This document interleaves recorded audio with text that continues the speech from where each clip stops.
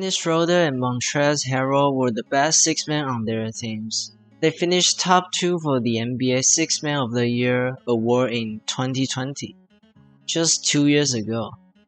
Harrell would be the one that won the award.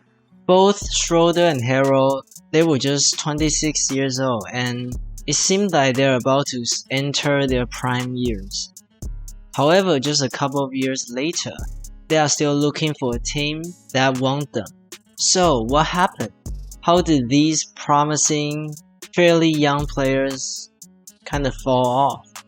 It is kind of funny that both of them played for the Lakers in the season right after competing for the Sixth Man of the Year award. Harrell signed a 2-year deal with the Lakers, and I remember that this signing shocked Patrick Beverley, since Harrell left the Clippers to join their rival, the Lakers.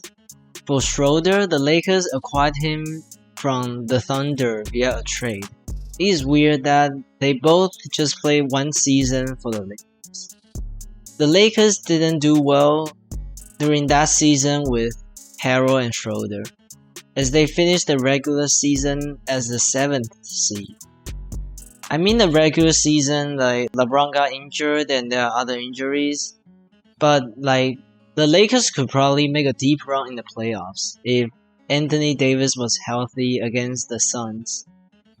But too bad he wasn't, and they lost to the Suns in the first round in 6 games. They even had a 2-1 lead after game 3.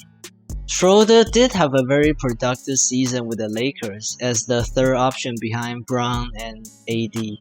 His performance granted him a 4-year, $84 million contract extension from the Lakers in March 2021. However, he shockingly declined the extension. I think his agent and him believe that he will get a bigger bag in the off-season, since he will be an unrestricted free agent. And we all know what happened next. He struggled in the playoffs and received basically no real offers during that offseason. That 4-year, $84 million contract extension turned into a 1-year, $5.9 million contract from the Celtics, and also a joke.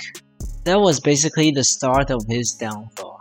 I still remember that him turning down that extension even made it to a question on a German quiz show. That was kinda embarrassing. Since that fantastic 2019-20 season, his shooting numbers fell off too. And he's not known to be a good playmaker and sometimes a careless passer. And that's probably one of the reasons why he went to like the Celtics and the Rockets, and now is still looking for a team. For Montrezl Harrell, the Lakers traded him to the Washington Wizards in that infamous Russell Westbrook trade, which basically wrecked both teams, not gonna lie.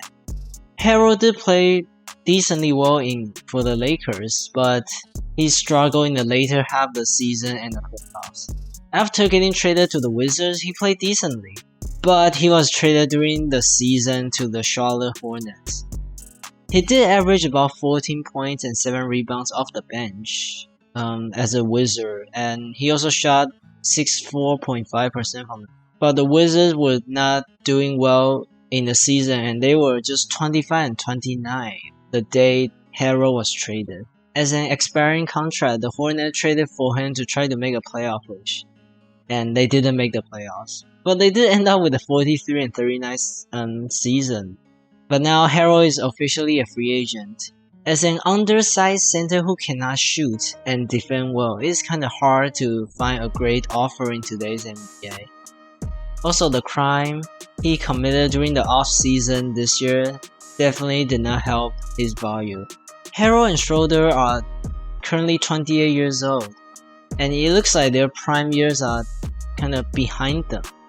Harrell actually reminded me a little bit of Kenneth Faried, an athletic, undersized big that cannot shoot or defend well. I personally think that Schroder will find the team quicker because he is still a decent point guard off the bench, and there will be contenders. Like contenders can still use some boost off the bench from Schroder. For Harrell, I don't know like how soon he will find a job or Is he gonna hoop with Miles Bridges in jail? I think it's a crazy and kind of interesting coincidence that they kind of fell off during the later part of the Lakers season and after leaving the Lakers. Maybe the purple and gold gave them too much pressure to handle. Maybe it's the pressure LeBron put on them, like if you don't perform well, you're getting traded. I have no idea. But hope you enjoyed this video, and we will see that which teams are signing these two veterans.